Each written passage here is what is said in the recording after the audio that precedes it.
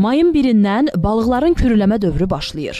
4 ay, yəni sentyabrın 1-nə kimi bu canlıları ovlamaq qadağan edilir. Ekologiya və Təbii Sərvətlər Nazirliyinin Dövlət Ekoloji Təhlükəsizlik Xidmətinin rəis müavini Bəhruz Məhəmmədov deyir ki, qadağa bütün növ balıqlara şamil olunur, həmçinin də bütün balıqçılara. Qadağalar, yəni moratorium, bütün balıqçılara, o cümlədən sənaye balıq ovu ilə məşğul olan şəxslərə aiddir.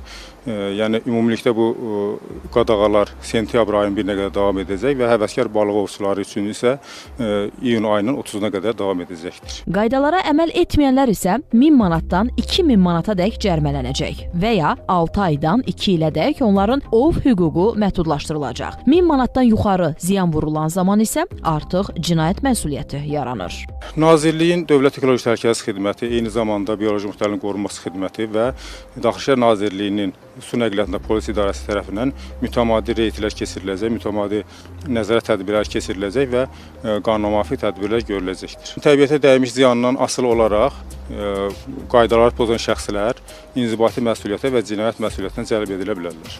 Qeyd edək ki, mayın 1-nə kimi sənaye balıq ovu ilə məşğul olan fiziki və hüquqi şəxslər ov alətlərini də bütün təbii su hövzələrindən kənarlaşdırmalıdır. Əks halda bu qanun pozuntusu hesab ediləcək və həmin şəxslər barəsində də inzibati tədbirlər görüləcək. Ülkər Qasımqızı, Davud İbrahimov, Xəzər xəbər.